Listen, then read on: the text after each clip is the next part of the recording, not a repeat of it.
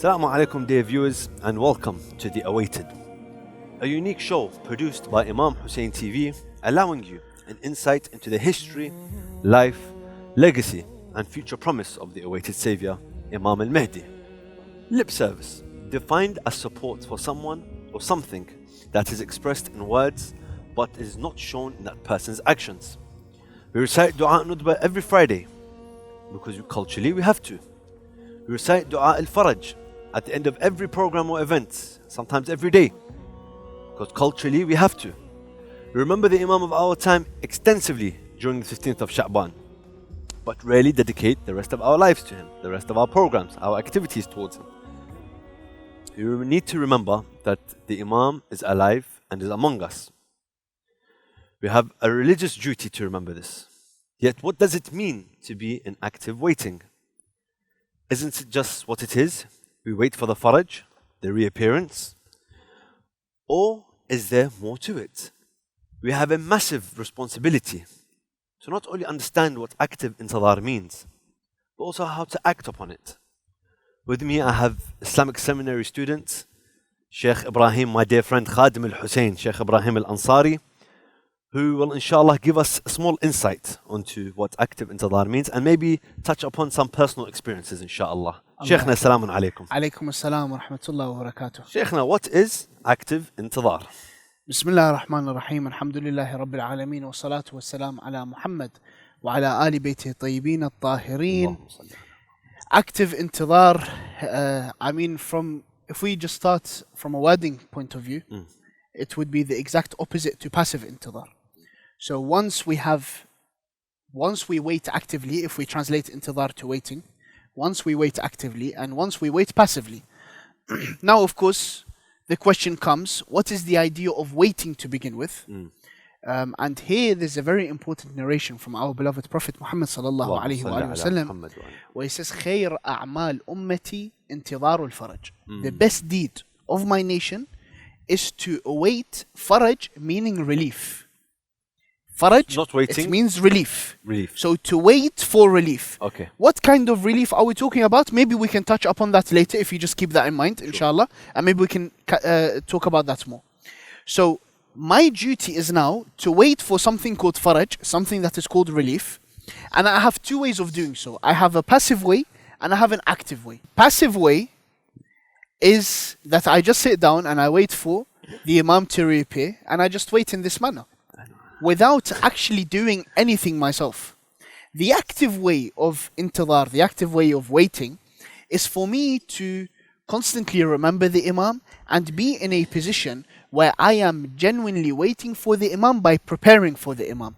The active intidhar is to wait while preparing. Like for example, when I know a guest is coming to my house, I do not just sit on the sofa and wait for them to knock on the door. I prepare the house and I prepare whatever I need to prepare for the guest. That is called active waiting. Whether that is going to the shops, even if it is just ordering food online. That is part of active waiting for the guest, not passive. If I was to wait just for them to knock on the door, that's passive. Therefore, active intidhar is for me to work towards welcoming the Imam, work towards the relief of the Imam, work towards and fulfill my duties in showing the Imam that I am genuinely waiting for him, in the sense that I am prepared to meet him and to be of his supporters. Sheikhna, how do we prepare the house? If we take the example of the house to be one's heart, let's take it from this angle. Why? Because when we take the example of the guest, obviously for the guest, I need to clean the house, I need to make sure that there's food ready, such that when the guest knocks on my door, I am ready to welcome them into my house. Potentially, if they are there for dinner, I have to have prepared dinner. If they are there for lunch, I would have had to prepare lunch. If they are there because they need to talk about something, even then, I would make sure the house is clean. I would make sure there is enough, for example. Regardless, someone is coming over, I guess you have to be I need to prepare. Yeah. The Imam comes. As he comes, and I know that his coming is near, what I need to do is now prepare my heart and prepare this house that we are talking about. Here, I want to use an example. Let's say someone is visiting you and they have given you a timeline. For example, they said, if such and such things happen, then inshallah I will come to London, for example. Or such and such thing will happen, I will come and visit you.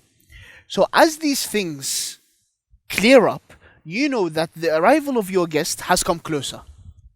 Meaning, you start preparing more. So are you referring to the signs? I am referring to the signs. So now I have signs from the Imam. Most of them have, alhamdulillah, been Alhamdulillah, in our lifetime. Alhamdulillah, in our lifetime, of course. طبعا, even then, there's another issue, which is, are they allatama? Are they not? Are there more signs? Are there signs that we don't know about? Now you're opening a whole we talk about that later. However, the issue is what? Signs, most of them have been fulfilled. Meaning, I know for a fact, and our scholars are in agreement, that we are in Akhir Zaman. We are in the end of time. Meaning, the coming of the Imam is very near. And all the scholars agree this? All the scholars say this is Akhir Zaman ba'd. For now that we know this is Akhir Zaman, it means the coming of the Imam is near. The difference is what? The difference is, I don't know if Akhir Zaman will last 1,000 years, or if it lasts 100 years, or if it lasts 200 years, or if it lasts 1,000,000 years. This is something we don't know. We don't know the length of Akhir Zaman, but we know we are on Akhir Zaman. My duty now is to prepare myself. My duty is to prepare my heart. My duty is to now prepare my heart in such a manner that when the Imam comes forward and he tries to see which of his companions, his heart is closer to the Imam, he will look at mine before he looks at someone else. Or he will choose mine over someone else. This is the idea that we need to talk about. Active intidhar is such that when the Imam comes knocking on the door, and I open that door, and he looks at my house, he goes into my living room, he sees my conditions, he sees how I live, he sees my a'mal, what is he going to think? That reminds me of a question that we used to ask when we would have events in like different cities in the UK. We used to go around. The question that would always be raised is, are we waiting for the Imam, or is he waiting for us? Both. It's both. Both. In the sense that we said faraj is relief. We wait for relief and he waits for relief. Okay. We are both waiting for the same thing. We are both waiting for faraj. For example, sometimes in dua, what do you say? Allahumma salli ala Muhammadin wa ali Muhammad wa ajjil farajahum. And hasten their relief. What else do you sometimes add on to that? Waj'al farajana bihim. And make our relief through them. Yeah. So our relief and their relief, we are praying for it to be one. So if we are genuinely waiting for the Imam, we are waiting for the relief. And if it is a genuine active intidhar, then it is waiting for the exact same thing, which is that relief that Imam Zaman is also waiting for. Which is why you have in many cases, for example, someone would be called Al-Muhaddith and Al-Muhaddath. Muhaddith because they talk, Muhaddath, or they would narrate from someone, Muhaddath because they are spoken to. Likewise, Al-Muntadhir and Muntadhar.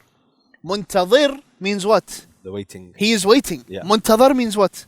The awaited. The one who people are waiting for, the awaited. Ahsantum. So the idea is that he is... The Arabic language, just on a side note, is one haraka, one small accent. It makes all the difference. Makes all the difference. So here, Imam al-Mahdi is al-Muntadhar. We are waiting for him. We are waiting for his relief. And he is al-Muntadhar because he is also waiting for us. From one aspect, he is preparing for us to prepare ourselves. From another aspect, he is also waiting for that house that we are talking about to be ready. Ahsan. Just a point on that. We mentioned in previous episodes, and we always mention that other than coming back to us, and we are waiting for the Imam, he has a mission other than bringing justice to the world. Of course. Again, this is a bit of a curveball I'm throwing you here because we didn't discuss this. That's fine. Vengeance. Okay.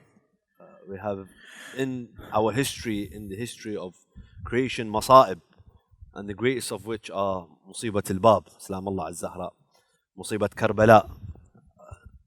Is that going to be his main mission? Or from what you've read, from what you've heard from ulama, or is his mission going to be the masa'ib of this day and age and the injustice of this day and age? See, I find that to be a beautiful, beautiful question. And I'm going to try my best to not drift into masa'ib here, because this is this is a topic that holds a lot of heat, as they say, in the sense that Because it's a topic that's always in our heart. We always say, Allahumma ajil liwaliyik al-faraj, so we can ناخذ بثار, take vengeance for the blood that was very spilled. good, very good. From one aspect, we have what happened in the event of the duel, of course, was not avenged for.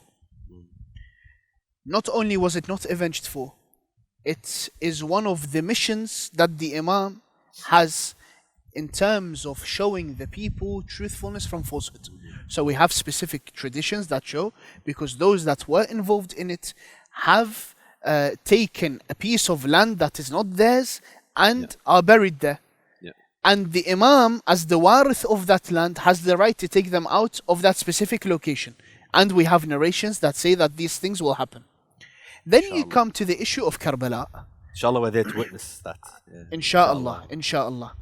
Another thing is you find Karbala. Karbala is a very interesting relationship between Imam Al Hussein and Imam Al Mahdi. And it also links to what happened on by the door of Fatima Zahra alayha afdalu salati wassalam. For example, Imam Al Hussein alayhi afdalu salati wassalam, when wiping his beard with his blood, he says, I will face my grandfather in this manner, and I will face Allah in this manner, and I will inform them that Fulan and Fulan has killed me, so and so has killed me. So you see there's a relationship. When you come to Imam al-Mahdi ajalallahu ta'ala farajuhu al-sharif, interestingly you find that on the opposing side is who? As-Sufyani. And on this side is a person who is from the offspring of the Holy Prophet and Imam al-Hussein alayhi afdalu salati wassalam. So it's a repetition. If you like, the Prophet starts, or rather it starts, Hashim versus Umayyah. Muhammad versus Abu Sufyan. Including even Abu Talib versus Abu Sufyan. Ali ibn Abi Talib versus Muawiyah. Al-Hussein ibn Ali versus Yazid ibn Muawiyah. Imam al-Mahdi versus As-Sufyani. You see this link that we are making here? This is one aspect. Another aspect is that Imam al-Mahdi ajalallahu ta'ala farajahu al-sharif makes it clear in a very important statement that he will make upon his reappearance, when he stands by the Kaaba and he will have his back towards the Kaaba, and he will proclaim that I am al-Qa'im. I am the one who will rise. Not only that, I am the one who will avenge the blood of my grandfather Hussein. That is me, that is my role. And Allah Azza wa Jal has put this as one of the duties of Imam al-Mahdi ajalallahu ta'ala farajuhu al-sharif. So here, Imam al-Mahdi ajalallahu ta'ala farajuhu al-sharif is there. He makes it clear that one of his roles is to avenge the blood of Imam al-Hussein alayhi afdalu salati wassalam. He says that I am the one that will avenge for his blood. I am the one who will avenge for the martyr in Karbala. I am the one who will avenge for the one who was killed thirsty. He describes some of the masa'ib of Imam al-Hussein alayhi salam, and of what he will do is go to the land of Karbala and show the people the tragedy of Karbala and what truly happened on the 10th day of Muharram. And according to some traditions, he will put his hand in the grave of Imam al-Hussein and hold a 6-month-old infant, and he would say, with what sin was this infant killed?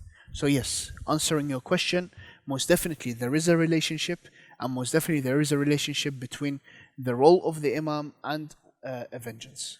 Inshallah, we do say Ya laytana kunna ma'akum, and inshallah we will be with them. Inshallah. And we'll continue after a short break with the viewers on that heartfelt note. Before you actually go to the break, I remembered one thing that is quite important to remember.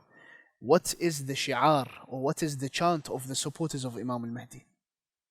Ya litharat al-Hussein. Ya litharat al-Hussein. Salam Allah al-Hussein. And inshallah we can take thar of Mount, not just witness it as I said earlier, but also take part inshallah in the thar of Abu Abdullah al-Hussein. Dear viewers, will return after a short break. We will continue to discuss Imam Sahib Zaman.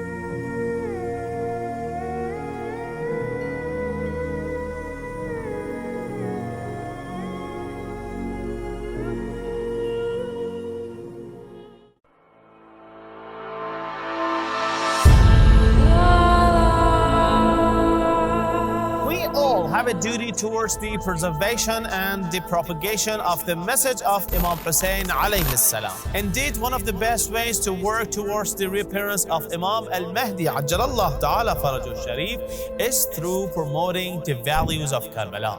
Imam Hussein Media Group is the only Shia television network that broadcasts globally in 5 different languages: Arabic, Farsi, Turkish, Urdu, and English. We are appealing to the lovers of Imam Hussein alayhi salam worldwide to support the channel such that it may continue its global operations. Imam Hussein Media Group is seeking 1,000 partners to pledge to a £14 contribution per month. This will allow the channel to sustain its operating costs as we continue to spread the message of Imam Hussein alayhi salam in multiple languages across the globe. You be a part of this great legacy and donate today.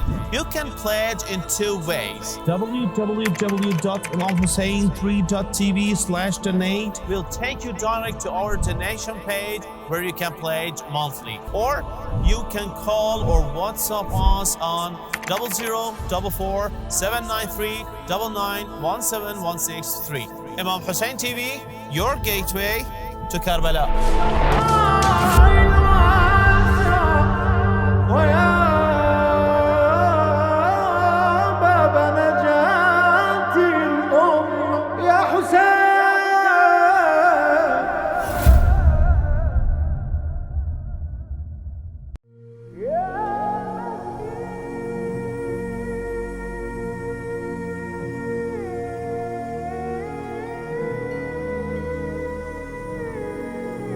Welcome back, dear viewers, to the awaited. Before the break, we were discussing active intidhar and how we can prepare our house for the arrival of Imam Sahib Al Zaman, and what we believe his mission will be, and inshallah we will be alongside him on that mission, calling for the revenge for the blood that was spilled in Karbala.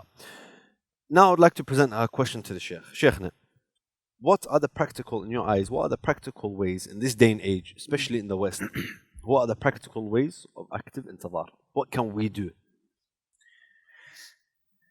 I'm going to give an answer. Maybe you will not like it. Ya Allah. Be with the Imam. I like it, but... But it needs explanation. Yeah. What do I mean with be with the Imam? The idea is, if we believe the Imam is around us, you see, the Imam is not hiding. The Imam is in occultation. There's a big difference between hiding and occultation. The Imam lives amongst us. And we have a duty towards our Imam, which is having recognition of the Imam. My first duty in active intidhar is to recognize who the Imam is. Why? Actually, you mentioned Karbala and you mentioned certain issues. Let me give you an example. Those who were on the other side, the 30,000 soldiers, did they know who Imam al-Hussein was? Yes, they did. Hussein ibn Ali, some of them would call him Ibn Fatima. They even knew his mother's name. This is a person who was known. Yeah. Did they have recognition of him? No. There's a big difference between knowing and between recognizing.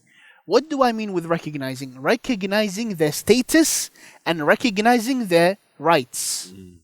And our duty towards that status. طبعا, once you know their rights, your rights is the duty. Yeah. For example, the one who visits Imam al-Rida alayhi afdalu salati wassalam arifan bihaqqih, while recognizing his rights, heaven is obligatory upon them. But what was the condition?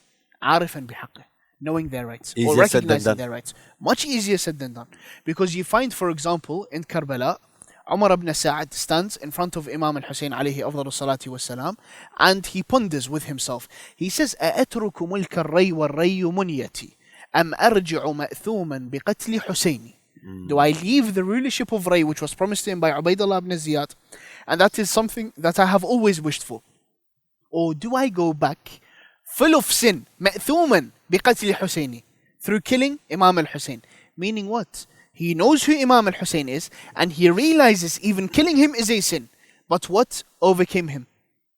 This world, this dunya. Yeah. This is a person who does not have recognition.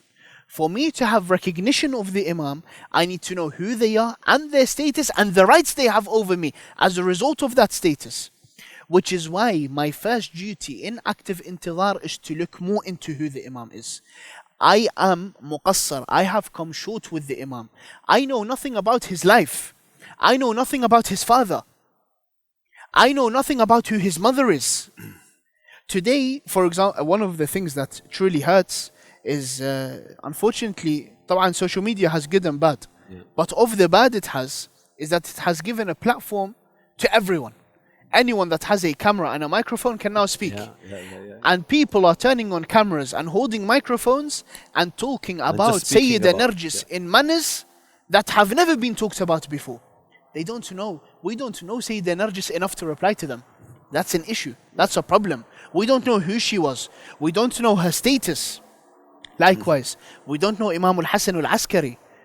We don't know Imam Al Mahdi, and he is the Imam of our time. من مات ولم يعرف إمام زمانه. And the one who does not know, the one who dies while not knowing, while not recognizing the Imam of their time, has died the death of ignorance. Why am I saying recognizing, not knowing? Because, for example, a person comes, he says, Ashhadu an la ilaha illallah. In his grave, they ask him, who is your Lord? If he did not live the life of la ilaha illallah, will he say Allah? No. أَرَأَيْتَ الَّذِي اتَّخَذَ إِلَهُهُ هَوَاهُ, the Quran says. His desire became his Lord. Yeah. Because his desire said, do and don't. Likewise with the Imam. I say that I am of the followers of the Imam. Do I recognize the Imam, and am I living the life in which I am doing shahada that he is a hujjah, where I am witnessing to Allah that he is your hujjah upon your creation, your proof? So the first stage is to recognize the Imam. Once I have recognized him, I need to be with him, which is what I started with. I need to be with him in the sense that I am with him in every single matter. Meaning, I feel his presence. Is it possible? Of course it is. Of course it's possible. Otherwise, they wouldn't be told to do that in the narrations. Of course. Yeah. Build a relationship with the Imam, talk to the Imam, have a conversation with the Imam. In fact, a couple of weeks ago, I was visiting a school in London, and there was a group of students. And of the things that I said was, why is it that we cannot ask the Imam for help in our studies? Of course we can. You pray to Allah subhanahu wa ta'ala to help you with your exams, and you ask the Imam to help you in your journey, in your studies. Talk to him. Even if you have a business venture, for example, talk to the Imam. Say, I am about to do such and such thing. Oh my master, aid me in what I am about to do. Oh my master, help me with this. Oh my master, today I feel down, I feel depressed. I need you to help me with this. Talk to the Imam, have a conversation with the Imam, because this is how I can get closer to the Imam. The more I talk to the Imam, the closer I become to him. Just like the more I talk to a friend, the closer I become to that friend. The further away I keep myself from an individual, the further away I stay away from them. If I want to actively wait for the Imam, I need to recognize his status, I need to get closer to him in a relationship, and in order for me to make sure that this relationship stays tight with the Imam, I need to strengthen my relationship with Allah subhanahu wa ta'ala. Why? لا ينال شفاعتنا مستخفا بصلاته. Our shafa'a intercession will not reach the one who takes their salah lightly. The first step, get up and pray. Get up and pray. Strengthen your relationship with Allah subhanahu wa ta'ala. By the way, something that links the first point, which is recognition, with this point of strengthening your relationship with Allah subhanahu wa ta'ala. Recently, I was in a university event. The topic was Imam al-Mahdi. It was on the 15th of Sha'ban. The topic was Imam al-Mahdi. And I was asked a question at the end of my talk. The question was, a very good question actually. The question was, is my ultimate goal to get closer to Allah or to get closer to Imam al-Mahdi? It's a very good question. The answer is, which I gave there as well, though maybe not everyone was happy with it, then I explained it in further explanation, and it made more sense to some people. Others promised to do a bit more research as I directed them to a specific place to research in. The most simple example is they are one. Seeking proximity to Allah is the same as seeking closeness to the Imam. Why do I say that? Before someone says, Ibraheim is doing shirk. No. If I am getting closer to the Imam with Allah, that is shirk. But if he is my sabil towards Allah, and he is the median through whom I reach Allah Azza wa Jal, then that is not shirk. In fact, that is what Allah wanted. If I want to get closer to the Imam is not going to accept me if I'm not close to Allah. Yeah. This is number one. If I want to get closer to Allah, yes, I might be able to get closer to Him, but there's a limit. There's a roof I'm gonna hit. I'm gonna hit my head on a roof. In order for that to open up for me and get higher, I have to get close to I the need Imam. to get closer to the Imam, because he is the one that will lift me higher. This is the idea that we need to understand. So they become one. So recognizing your Imam, getting closer to Allah Azza wa Jal, stems from one, which is the idea that, because at the end of the day, look at, for example, Fatima Zahra alayha afdalu salatu wassalam. What does the narration say? يَرْضَى اللَّهُ لِرِضَاهَا وَيَغْضَبْ لِغَضَبِهَا. Her pleasure is linked with Allah's pleasure, and her displeasure is what? Or what makes her angry, her anger is linked to whose anger? Allah's anger. So does this not then mean that they are pleased with the exact same thing? Yeah. And they are angry with the exact same thing? If it's linked, then it's... So therefore it is one. It is one. And if you look at, for example, Ziyaratul Jami'ah of Imam Al-Hadi, alayhi afdalu salati wassalam, you will realize the true status that the Imams have. Here, sometimes, for example, for a person who wants to get closer to the Imam, I recommend reading ziyarat like Ziyarat al-Jama'ah. Look at what the Imam is saying about the status of Imams. Look at those ziyarat and those texts that talk about the great status of the Imams. Look at the roles they play. Look at how the Imam, for example, explains that although their names are within the rest of the names, and their bodies are within the rest of the bodies, and their souls are within the rest of the bodies, وَأَسْمَاءُكُمْ فِي الْأَسْمَاءِ وَأَبْدَانُكُمْ فِي الْأَبْدَانِ, etc. فَمَا أَحْلَى أَسْمَاءُكُمْ وَأَعْظَمَ شَأْنَكُمْ. But what is, you have the best of names, and you have the greatest of status. So this is what we need to understand. Once I understand who the Imam is, the closer I can come to him. If I don't recognize who he is, I can say his name all day long. It's not going to make a difference. So again, I'll repeat 3 points just in case it gets lost. Recognizing the Imam, building a stronger relationship to the Imam, and getting closer to Allah Azza wa Jal. Because without that, everything else means nothing. Imamah without La ilaha illallah is nothing. Don't let anyone come to me and tell me getting closer to the Imam without Allah allows me to reach heaven. No, there is no such thing. La ilaha illallah is my fortress. And whoever enters my fortress is safe from my punishment, بِشَرْطِهَا وَشُرُوطِهَا, with its prerequisites, and the Ahlul Bayt are of its prerequisites, not the other way around. زين. معرفة الله, معرفة الأئمة, the معرفة of the Imam, understanding his status. We've ticked those boxes. Me, as someone who's grown up in the West in London, me as someone who goes to universities, goes to work, who lives in a community who not everyone is Muslim, not everyone lives in the Ahlul Bayt, not everyone's from our cultural background, not everyone understands what's going on that we believe in. I want your opinion and your take, because you've grown up in the West with us, we've grown up together. What steps physically can we take in terms of actually going out there, whether it's da'wah, whether it's events for our youth, whether it's whatever it is? What steps can we take in the path of the Imam and would class as active intidhar? Or does it class as active intidhar doing events? Very good, very good. First of all, make your intention for the Imam. I'll give you an example.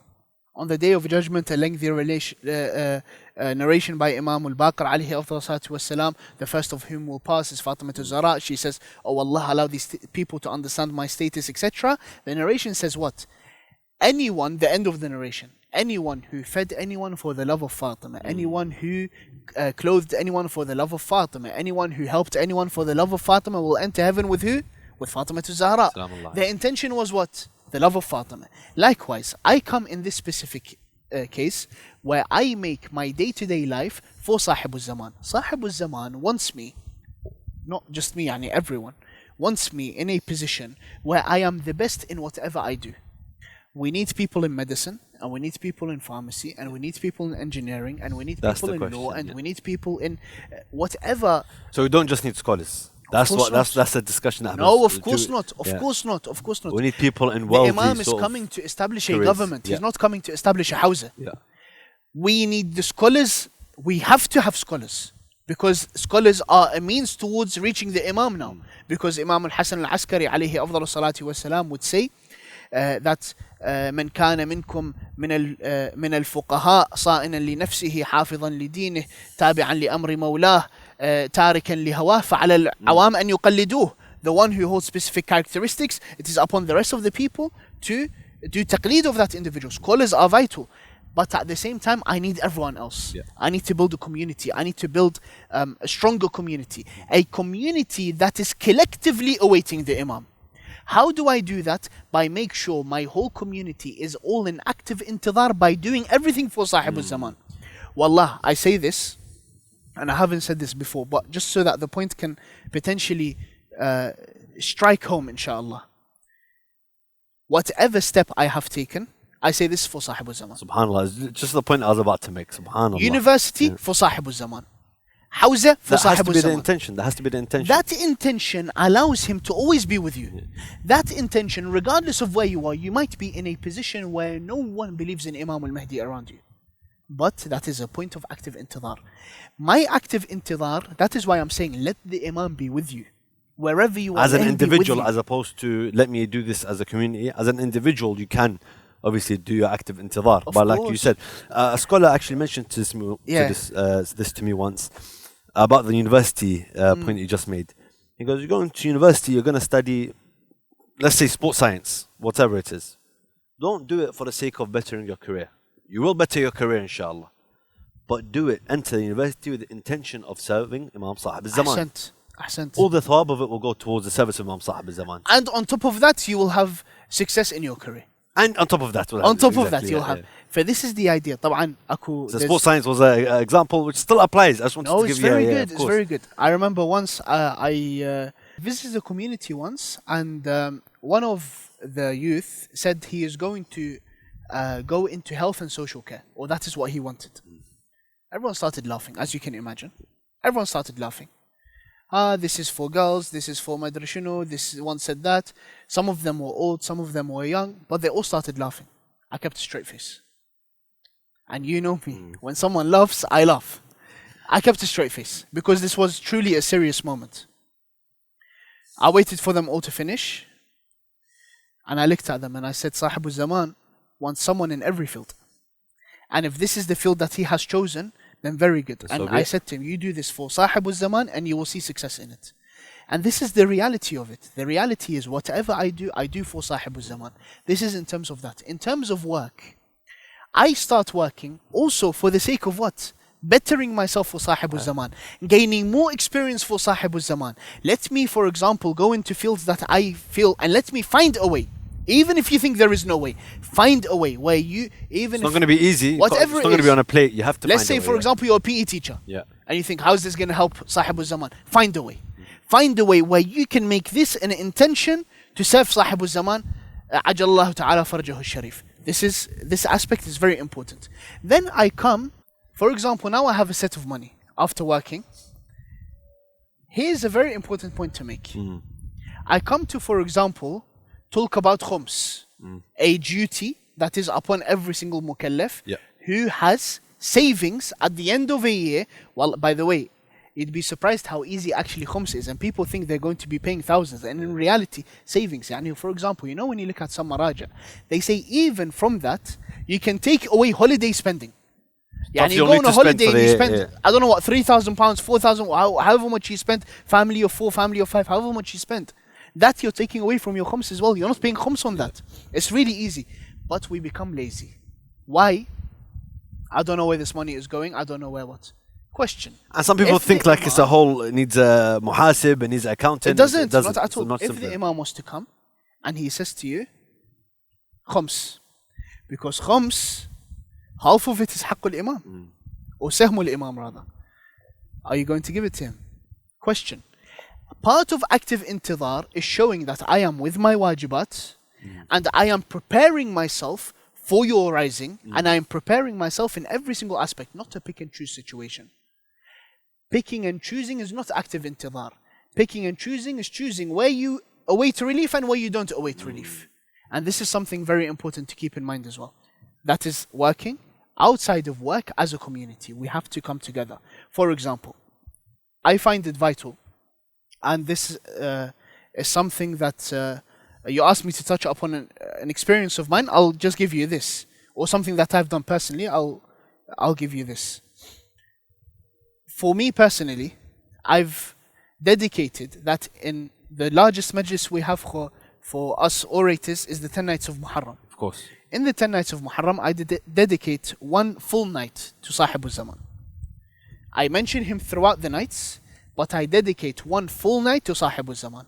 And I dedicate the start of the Masa'ib of the first night to Sahib Al Zaman, and the Masa'ib of the 10th night to Sahib Al Zaman. Why? Because he is Sahib Al Aza. Yeah. He is Sahib Al Aza. And we as a community need to do more. Sahib Al Zaman is not 15th of Sha'ban only. Sahib Al Zaman is linked to all of our events. Sahib Al Zaman is Ghadir. Sahib Al Zaman is every day. Sahib Al Zaman is Ghadir. Sahib Al Zaman is Muharram.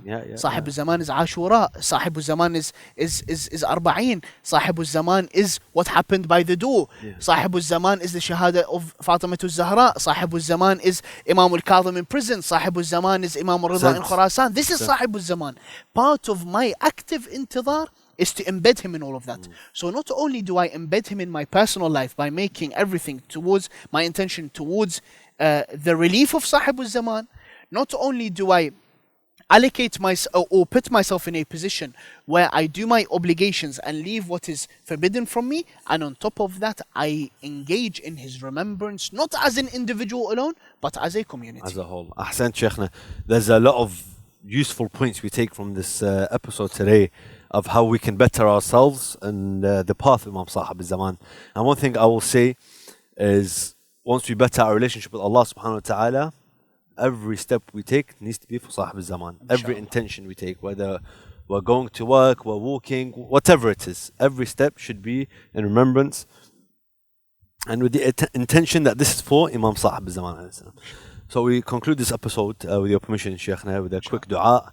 تفضلوا شيخنا. بسم الله الرحمن الرحيم. اللهم صل على محمد وآل محمد. اللهم كن لوليك الحجة ابن الحسن صلواتك عليه وعلى آبائه في هذه الساعة وفي كل ساعة وليا وحافظا وقائدا وناصرا ودليلا وعينا حتى تسكنه أرضك طوعا وتمتعه فيها طويلا برحمتك يا أرحم الراحمين. وصلى الله على محمد وآله الطاهرين. اللهم صل على اللهم صل.